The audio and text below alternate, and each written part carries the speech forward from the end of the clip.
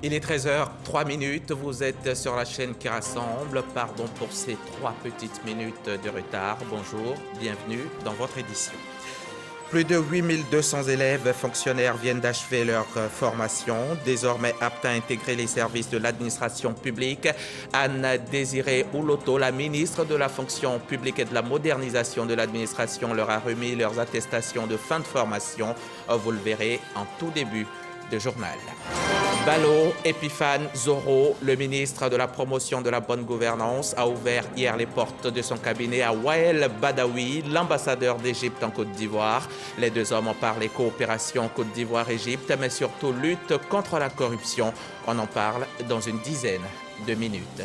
Les juges de la Cour pénale internationale ont rejeté hier la requête de Charles Blégoudet qui réclamait près de 820 000 € de dommages à la Cour. Dans cette décision, les juges indiquent qu'il n'a pas été la victime de poursuites abusives et que l'échec de l'accusation ne signifie pas qu'il y a erreur judiciaire. 8259, c'est le chiffre du jour. C'est le nombre d'élèves fonctionnaires qui viennent tout juste d'achever leur formation. À présent, ils sont aptes à intégrer les services de l'administration publique. C'est la ministre de la fonction publique elle-même qui leur a remis leurs attestations de fin de formation, non sans les inviter à s'approprier les valeurs de travail, de rigueur et de probité. Eugène Atoubé. Un peu timide mais heureux, il pose pour la postérité avec la ministre de la fonction publique et de la modernisation de l'administration. Ce sont les auditeurs de grade A4 sortis de l'École nationale d'administration après 2 années de formation.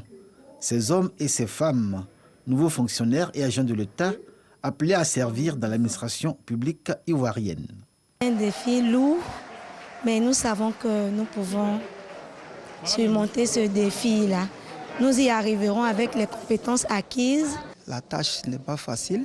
Il faut se rapprocher des anciens. C'est un sentiment d'abord de fierté de faire partie de la grande famille de la fonction publique de Côte d'Ivoire pour porter haut les couleurs de notre drapeau. Ils sont au total 8259 auditeurs, issus de tous les grades de l'administration, à recevoir leur attestation de fin de formation et le statut de la fonction publique. Leur parcours a commencé en 2020, année de leur admission à l'ENA, à l'issue des concours administratifs organisés par le ministère de la fonction publique et de la modernisation de l'administration. La première responsable de ce département ministériel se félicite des acquis de la formation de ses auditeurs et, en même temps, rappelle la responsabilité du fonctionnaire, mais également ce que le pays attend de lui dans un contexte de performance de l'administration et de satisfaction des bénéficiaires de ces services. L'aventure qui s'ouvre à vous devra consacrer en chacun de vous l'esprit du sacerdoce, c'est-à-dire du don de soi au service du bien de la collectivité.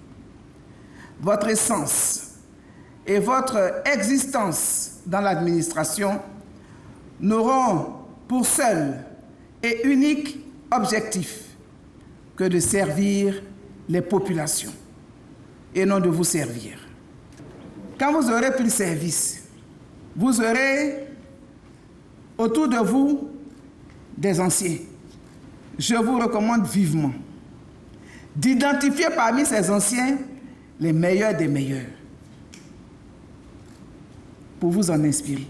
Les nouveaux fonctionnaires QV 2020 auront plus de chances que les promotions précédentes pour ce qui est du paiement du premier mandatement, appelé communément rappel. Anoloto a donné instruction au directeur général de la fonction publique pour que ceux-ci touchent leur solde dans un délai maximum de 6 mois à compter de la date de leur prise de service. Une décision qui met du baume au cœur de ces nouveaux fonctionnaires. Un mot d'économie dans ce 13h. Pour cela, je vous emmène tout de suite dans la commune du Plateau où s'est fait cette semaine le lancement de la 14e session annuelle de la Caravane internationale de l'inclusion financière. Une caravane qui va permettre à la formation de plusieurs milliers de commerçants, de paysans et d'entrepreneurs sur le concept d'inclusion financière. Espérance Diakalé et Jean-Luc Bangbo vont commencer par nous le définir. Permettre à 10 000 personnes à faible revenu vivant dans les zones rurales d'accéder plus facilement aux services bancaires. C'est l'objectif de la 14e édition de la Caravane internationale de l'inclusion financière. Cette caravane va aider toutes les couches sociales de la population à renforcer leurs connaissances en matière de finances. Nous allons donc installer à peu près 200 clubs de finances pédagogiques dans la Côte d'Ivoire. On espère pouvoir toucher les commerçants, les entrepreneurs, les paysans aussi. Donc nous avons des actions en cours avec ces acteurs-là. Et nos membres qui sont présents dans ces localités seront donc engagés aussi dans cette mission. Ce programme s'inscrit dans le cadre de la stratégie nationale d'inclusion financière 2019-2024 et vise à atteindre 60% du taux d'inclusion financière. Le gouvernement est résolument engagé à mettre en place les conditions propices au développement de la culture financière des populations et mieux les encadrer en vue de leur autonomisation. Pendant 10 mois, la caravane va sillonner 10 villes de la Côte d'Ivoire, dont Abidjan, Yamoussoukro et San Pedro.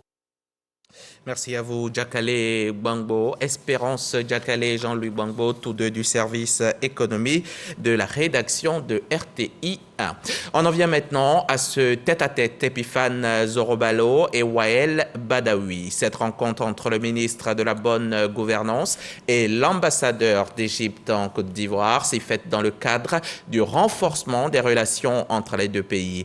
La lutte contre la corruption était spécialement au centre des échanges. On retrouve Espérance Diakale. Son reportage est commenté cette fois par Cheikh Koné Aboubakar. Suite à la conférence des Nations Unies contre la corruption tenue en décembre dernier en Égypte, où il a été question de l'engagement des États africains contre ce fléau, l'ambassadeur d'Égypte en Côte d'Ivoire a rendu une visite au ministre de la promotion de la bonne gouvernance, du renforcement des capacités et de la lutte contre la corruption. Cette rencontre était l'occasion d'aborder plusieurs pistes de collaboration en matière de bonne gouvernance et de lutte contre la corruption. Monsieur le ministre a dirigé une forte délégation ivoirienne lors de la 9e conférence des États partis au traité pour la lutte contre la corruption en Égypte qui s'est tenue à Sharm el-Sheikh au mois de décembre. Et ils ont eu une participation vraiment très active et très intense. Et je suis passé cet après-midi voir comment est-ce qu'on pourrait renforcer davantage la coopération entre les deux pays dans le domaine de la lutte contre la corruption et la bonne gouvernance. Les plus hautes autorités égyptiennes en charge de la lutte contre la corruption ont apporté tout l'appui à la Côte d'Ivoire en termes de partage d'expérience. Et il a été convenu de renforcer la coopération avec l'Égypte en matière de bonne gouvernance et de lutte contre la corruption. L'Égypte est l'un des rares pays d'Afrique aguerris en termes de formation et de sensibilisation dans la lutte contre la corruption. La Côte d'Ivoire compte s'inspirer de ce modèle. L'Afrique de l'Ouest concentre 45% de la production mondiale de noix de cajou, dont la moitié en Côte d'Ivoire, premier producteur mondial. Mais l'anacarde est très peu transformée dans le pays. Le gouvernement américain a décidé d'apporter son concours, un appui financier à travers un projet dénommé Initiative pour la transformation du cajou. On en sait plus avec Lanciné Bakayoko. Premier bassin mondial de noix de cajou avec plus d'1 million de tonnes annuelles, la Côte d'Ivoire ne transforme que 10% de sa production contre 90% exporté brut. Au plan national, l'ambition affichée est de porter ce niveau de transformation à 52% à l'horizon 2025. Une ambition partagée par le gouvernement américain qui met à la disposition de la sous-région un projet financé à hauteur de 32 milliards de francs CFA. La valorisation des produits agricoles passe par leur transformation. Le projet fournira une assistance technique adaptée, de haute qualité, en mettant en œuvre des mécanismes de financement innovants et en mettant en relation des investisseurs du monde entier avec des entreprises ouest-africaines de transformation de noix de cajou. Redynamiser les installations de traitement de la noix de cajou, faciliter l'accès aux fonds de roulement, stimuler des investissements additionnels de qualité, réunir des acteurs financiers à fort potentiel, les 4 leviers de ce projet, mais également les clés pour les usiniers locaux. Vu que la production se passe une période de campagne de 3-4 mois, il faut pouvoir faire le stock et transformer sur 9 mois. Du coup, nous avons des problèmes de trésorerie. Et ça, avec ce projet, il vient effectivement à point nommé accompagner déjà les belles initiatives prises par l'État de Côte d'Ivoire. Cet appui financier vient renforcer les mesures déjà prises par le gouvernement de Côte d'Ivoire, notamment la subvention de 28 milliards accordée aux coopératives et la ligne de garantie ouverte en faveur des transformateurs. Le gouvernement continue de soutenir l'industrie de transformation de la noix de cajou, de soutenir les industriels nationaux, etc., pour un objectif d'inclusivité au niveau de la transformation dans cette filière, pour que le niveau de transformation puisse évoluer. 4 nouvelles zones agro-industrielles d'une capacité globale de 80 000 tonnes sont également en cours de création. Le choix stratégique du gouvernement de promouvoir ces produits agricoles à la base. Et de ce fait, nous devons désormais œuvrer à exporter de moins en moins de noix brutes de cajou et nous inscrire de plus en plus dans la transformation. Cette transformation doit être soutenue par une véritable stratégie de promotion de consommation locale afin de développer un marché local et sous-régional dynamique et compétitif. La filière de la noix de cajou contribue à 8% de la richesse nationale. Le défi de la production relevée, il s'agit désormais de capter toutes les opportunités liées aux autres chaînes de valeur, en l'occurrence la transformation et la distribution. Un reportage signé Lanciné Bakayoko et Kini Bois Jacob. Le coronavirus.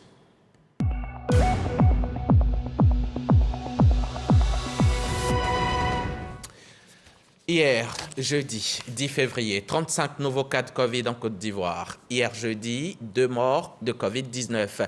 Nous sommes à ce jour à 81 040 personnes touchées par la maladie depuis qu'elle s'est déclenchée en mars 2020. Depuis lors, le virus continue d'endeuiller. 789 décès sont à déplorer. Les autorités sanitaires recommandent le port du masque et le vaccin anti-Covid qui est entièrement gratuit. Pour vous informer, vous pouvez appeler le 143 ou le 101. Voilà donc bientôt 2 ans que l'on se bat contre ce virus Covid. Vivement que ce combat ne s'éternise pas comme la lutte contre le sida qui, elle, dure depuis plus de 40 ans aujourd'hui. Mais là non plus, on ne baisse pas les bras. Le PNLS, le Programme national de lutte contre le sida, a initié récemment des journées scientifiques afin de dresser les progrès réalisés dans la lutte et surtout les défis. Le point avec Godefroy Okambawa. La prévalence du VIH-Sida en Côte d'Ivoire est passée de 10 à 3% au cours de ces 10 dernières années, selon le Programme national de lutte contre le sida. Des avancées qu'il faut améliorer. Mais avant, cela passe par le renforcement de capacités et l'engagement des acteurs intervenant dans la lutte pour une réponse plus vigoureuse face à cette pandémie. Au cours de cette journée scientifique, il s'est agi de présenter les résultats de la lutte et les innovations techniques dans la prise en charge des personnes vivant avec le VIH. Cette année, il y a des innovations majeures. Par exemple, la dispensation des antirétroviraux dans les pharmacies privées en ville. C'est-à-dire qu'il y a beaucoup de sites d'orpaillage et ce type d'activité-là attire beaucoup de travailleurs du sexe et des stratégies innovantes ont été développées pour pouvoir les toucher, les sensibiliser, les dépister et mettre sous traitement celles qui sont dépistées positives. Les applications mobiles qui font leur entrée dans la lutte contre le sida. Les applications mobiles permettent donc de suivre les patients, de les tracer, de suivre l'évolution de leur traitement. On sait à quel moment ils sont en rupture, à quel moment ils doivent venir à la pharmacie, de suivre les patients qui doivent venir faire leurs examens, savoir à quel moment ils doivent faire l'examen et les appeler avant la date du rendez-vous. Néanmoins, il existe encore des poches de résistance et la tutelle invite les parties prenantes dans cette lutte à une synergie en vue de l'élimination de cette pandémie d'ici à 2030. L'espoir est permis parce que les résultats que je vous ai communiqués tout à l'heure sont probants. Il s'agit de rompre donc la chaîne de contamination. Et pour rompre cette chaîne de contamination, l'ONU-SIDA recommande que sur 100 personnes qui vivent avec le VIH, 95 personnes soient dépistées et se sachent la sérologie. Aujourd'hui, nous sommes à 84%, donc nous avons encore 11 points à gagner. Et avec l'aide des partenaires, nous pensons que nous allons y arriver.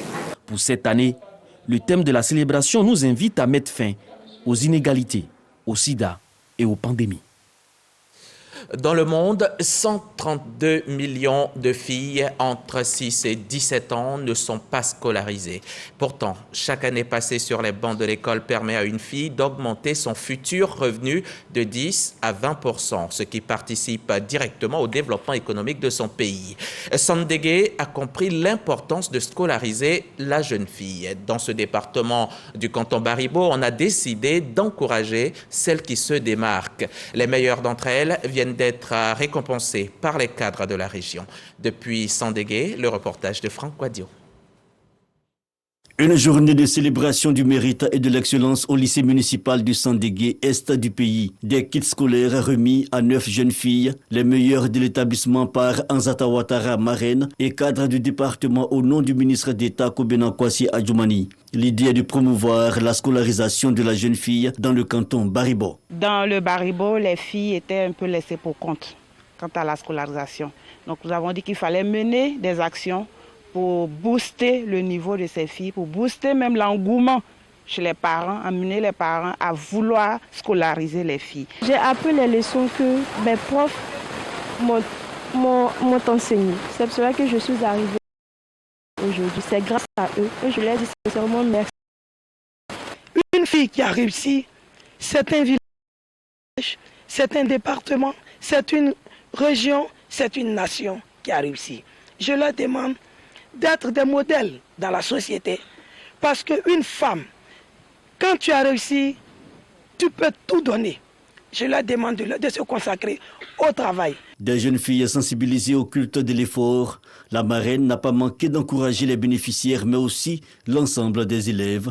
Avec elle, tout le corps éducatif, l'engagement est d'ailleurs pris en dépit des difficultés multiples relevées, absence de conseillers d'orientation, pas d'aire de jeu et de bâtiments administratifs, entre autres, des difficultés qui ne gênent en rien la détermination des enseignants à accomplir leurs devoirs. Des préoccupations dans la ligne de mire de l'action des cadres du département. Pour traduire cette intention, la marraine a procédé à la pose de la première pierre de la bibliothèque départementale du Sandégué et aux enseignants, des imprimantes, des cartons de craie et de papier sont offerts. Au total, 300 kits scolaires pour les élèves et du matériel agricole pour les parents. On quitte Sandégué, on fait quelques 200 km de route pour arriver dans la région du Hambol. Sur place, l'école est également au centre des préoccupations. Une école où l'incivisme n'a pas sa place. À Katiola, on vient de signer une charte de non-violence qui prend en compte le phénomène des congés anticipés. Les précisions de Kader Sogodogo. Salle de réunion de la préfecture de Katiola. Chef d'établissement, enseignants, élèves et parents d'élèves sont autour du préfet Clément Bikalou Kwame. Incivisme, violence et tous les autres mots qui minent l'école dans la région du Hambol sont passés au peigne fin. Tous veulent redonner à l'école son lustre d'antan, ses valeurs qui lui permettent de former efficacement les bâtisseurs de la Côte d'Ivoire de demain. Pour y parvenir, il faudra faire preuve de responsabilité, se parler surtout. Une charte de non-violence est ainsi signée. Nous conformer strictement au calendrier des congés scolaires élaboré par le ministère de l'Éducation nationale et de l'alphabétisation. Renoncer au port et à l'usage d'objets dangereux, armes blanches, armes à feu, gourdins.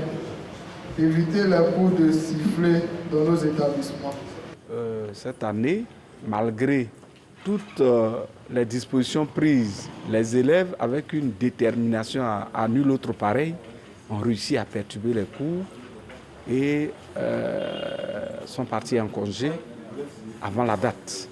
Et donc l'initiative de M. le Préfet est vraiment la bienvenue. On est conscient que c'est vraiment une gangrène qui ronge la communauté éducative. Il était temps de prendre le taureau par les cornes et cette réunion nous a permis d'aboutir à la signature d'une charte où toutes les couches de la société s'engagent à respecter le calendrier scolaire, à respecter toutes les décisions du gouvernement. Des équipes de sensibilisation seront installées dans tous les établissements secondaires de la région du Hambol. Prévention, sanctions pour les cas d'indiscipline. Le Hambol veut sauver ses écoles.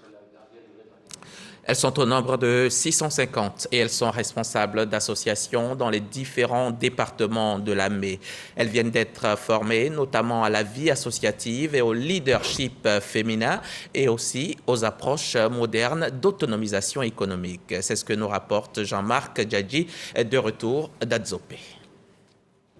Ce sont au total 649 présidentes d'associations et de coopératives des départements d'Adzopé, d'Akoupé, d'Alépé et de Yakassé à Tobrou, formés à la vie associative et au leadership féminin.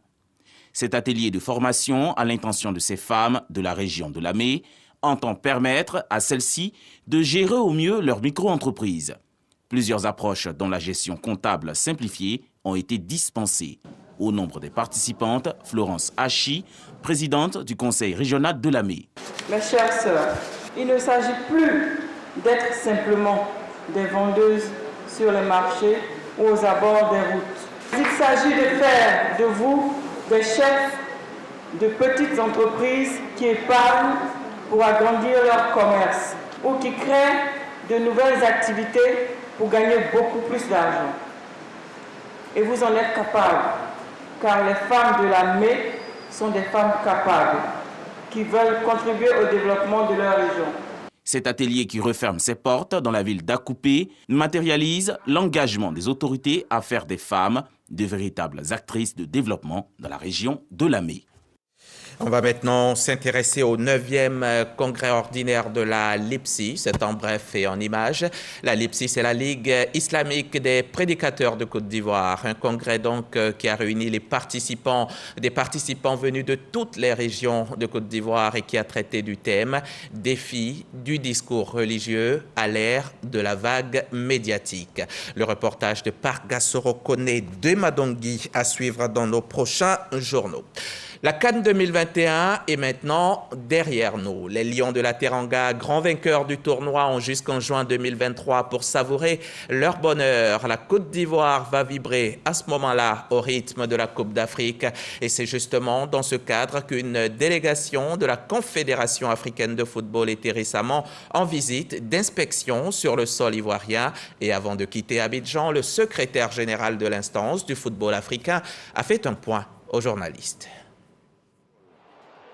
La Confédération africaine de football n'a pas voulu attendre longtemps pour se projeter dans le futur, c'est-à-dire préparer déjà la CAN 2023.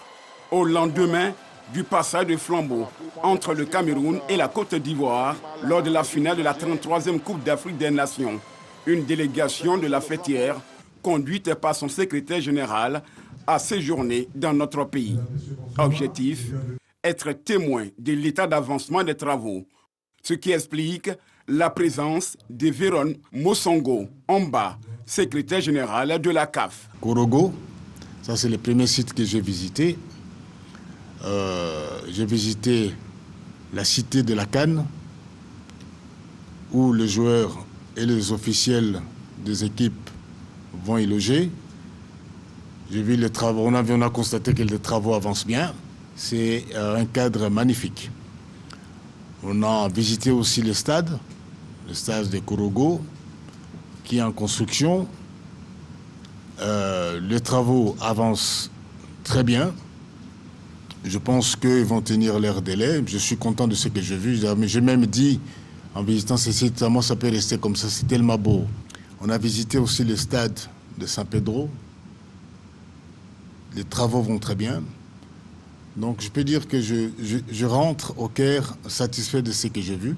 Tout en reconnaissant quelques ratés lors de la dernière édition de la Coupe d'Afrique des Nations, le collaborateur du président Patrice Motsepe rêve de voir une CAN 5 étoiles en Côte d'Ivoire.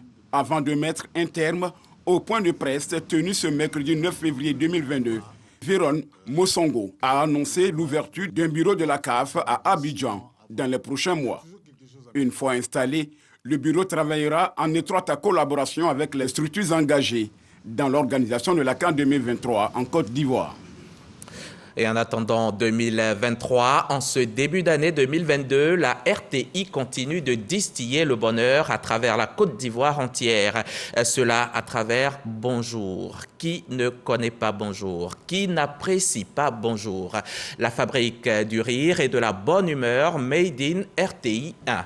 Réclamé partout et par tous, c'est à Bengourou qui a reçu dernièrement donc l'équipe et les populations en ont bien profité. Je m'arrête là, allons-y voir. Communion parfaite entre humoristes de Bonjour de la RTI et population d'Abengourou, localité située dans la région de l'Indéné-Dioablin, à l'est de la Côte d'Ivoire. Nous sommes à la place de la Solidarité, au quartier Château. On est dans l'avion. Et puis il y a une femme qui est de loin là-bas, elle me dit, Monsieur Twinty, vous voulez manger quoi? Je dis, je veux un bon garba avec poisson thon. Elle dit non. Ici, nous, on mange léger. Il dit, oui, je sais. C'est pourquoi il n'y a pas commandé Foussou à 16 graines. Le directeur général de la RTI, M. Fosseni Dambélé, vous dit merci, brave population de l'Indéné-Dioablin. Voyez-vous, quand on démarre Bonjour, il y a 15 ans, c'était ça. Qu'on soit à l'est, à l'ouest, au nord, au sud ou au centre, c'est ça la Côte d'Ivoire, la convivialité. Et la RTI, ben vous voir comme ça, toujours dans la cohésion. Le ministre de l'économie numérique, des télécommunications et de l'innovation, Roger Félix Adom, parrain de Bonjour à Bengourou, s'est réjoui de la fraternité, de la cohésion et de la solidarité entre les filles et les fils de la région. Nous sommes une même famille, nous travaillons ensemble la main dans la main et nous travaillons pour le bien-être et le devenir des populations. Nous voulons que notre région fasse la fierté de la Côte d'Ivoire. Elle l'a fait pendant de nombreuses années, elle le fait encore aujourd'hui. Donc merci à Bonjour. Bonjour pour la première fois à Abengourou, une fierté pour la population. Cet événement a été magnifique. Ce sont des bons humoristes. On s'est bien amusé. Nous souhaitons que Bonjour 2023 revienne à Abengourou. Merci au ministre Adom Roger pour sa présence, pour tout ce qu'il fait pour la population d'Abengourou. Nous les voyons d'habitude à la télé, mais pas à Abengourou. Et cette fois-ci, grâce au ministre, on les a reçus. Que le Seigneur lui donne tout ce que son cœur désire. Après Abengourou, humoristes et équipe de production de Bonjour mettront le cap sur les villes de Touba et de Bouna, respectivement les vendredis 11 et dimanche 13 février prochains. Il y a une go qui partait tromper son mari. Et puis elle voit son mari même qui sort de l'hôtel à la femme. Je lui ai dit à son gars, attends-moi, je vais régler un truc, je viens. Elle va vers son mari. Tu vois? Quand elle te dit qu'elle est attrapée à la femme là, tu vois, je suis venu à un témoin. Un reportage de par Gassoro Koné. Si vous voulez recevoir Bonjour chez vous, vous savez quoi faire. RTI Publicité vous tend les bras. Allons-y au Mali, ce pays frère qui connaît des moments difficiles subissant les sanctions de la CEDEAO. Les échanges commerciaux avec les autres pays de la sous-région sont limités depuis un mois aujourd'hui. L'économie étouffe, les populations ne savent plus à quel sein se vouer. Elles espèrent un retour rapide à la normale. Nous avons envoyé une équipe au Mali pour s'imprégner de la vie des Maliens en cette période d'embargo. Voici le reportage d'Abdoulaye Koné. C'est le 6e sommet extraordinaire auquel vos excellences ont participé concernant les questions du Mali et de la Guinée. 9 janvier 2022, 9 février 2022. Il y a exactement un mois que les chefs d'État et de gouvernement de la CEDEAO décidaient de sanctionner le Mali. Une décision avec effet immédiat assortie de la fermeture des frontières et d'un blocus économique. Une semaine plus tard, le gouvernement de la transition appelait les populations à manifester en soutien aux autorités de la junte et contre les mesures jugées extrêmes de la CEDEAO. Une mobilisation des grands jours certes, mais une situation qui depuis lors est devenue intenable pour les opérateurs économiques un mois après les décisions de la CEDEAO. En tant que commerçant, les prix ont augmenté. Il y a l'inflation générale, il y a l'inflation interne. Est-ce que tu vois? Parce que l'inflation générale, les prix ont augmenté sur le plan international. Mais l'inflation interne, ça c'est dû vraiment à l'embargo. Depuis le début de la sanction, nous, on a eu beaucoup de difficultés dans notre entreprise. Et les transitaires, les transporteurs, nous, franchement, on ne travaille pas sous l'embargo. À Bamako, le quotidien des populations ne s'est pas non plus amélioré. L'inflation est au rendez-vous. Aujourd'hui, à part les légumes, rien n'est abordable dans le marché. Ni oignons, ni d'huile, la viande même n'en parlons pas. Les mesures prises par la CEDEAO n'étaient pas destinées à rendre pénibles les conditions de vie des populations, mais d'emmener la junte à raccourcir la durée de la transition. Pour preuve, les produits médicaux et de première nécessité ne sont pas concernés par l'embargo. D'avis d'experts, les sanctions de la CEDEAO sont arrivées dans un contexte économique délétère. La condition du pays reste marquée par la chute des exportations en 2020 et la baisse des importations. Un blocus financier qui représente un frein pour le refinancement du Mali sur les marchés obligataires de l'UEMOA. Le Mali mobilise près de 850 milliards de francs CFA sur le marché de l'UEMOA. Alors si le Mali est en conflit avec l'UEMOA, il va sans dire que pour la mobilisation de ces ressources additionnelles nécessaires à son budget, le Mali aura beaucoup de difficultés pour boucler son budget. Cette année, le Mali tablait sur une augmentation réelle de son PIB de l'ordre de 5,7%. Et le Mali misait sur des hypothèses de relance de son économie via les exportations, via les secteurs secondaires et tertiaires. Malheureusement, le crédit bancaire va s'amenuiser dû au gel des avoirs du Mali au niveau des banques et même les banques auront du mal à se refinancer puisqu'elles sont liées à la banque centrale. Donc il va sans dire que le Mali est aujourd'hui en réelle difficulté. C'est vrai que les autorités maliennes, pour des raisons politiques, essaient de donner l'impression de tenir la dragée haute, mais je n'ai pas l'impression que le Mali pourra tenir pendant 5-6 mois. Bien que sensible à la situation que traverse le Mali, il s'agit pour la CEDEAO, dont la crédibilité est en jeu, de défendre ses principes fondamentaux de gouvernance et de prévenir l'instabilité régionale. Personne n'a envie de voir le Mali ostracisé, excommunié carrément de la communauté que nous formons. Donc nous nous réjouissons. Je pense que la CEDEAO aussi se réjouit que les autorités maliennes se mettent dans de nouvelles dispositions.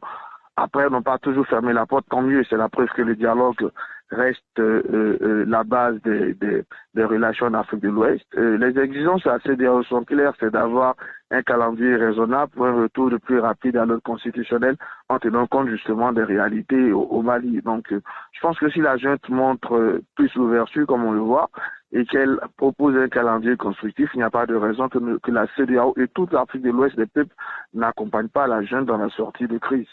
Ces dernières 24 heures, les autorités de la transition ont multiplié des gestes d'apaisement à l'endroit de la CEDEAO, de l'Union africaine et de la communauté internationale dans son ensemble. En témoigne cette note officielle signée du ministre de l'Administration territoriale et porte-parole du gouvernement.